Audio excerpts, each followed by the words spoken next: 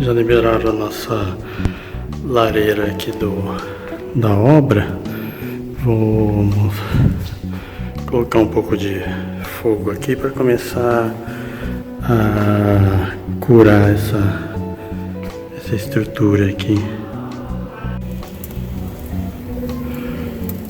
Acendemos o fogo aqui, esperar ele ficar um pouco mais forte.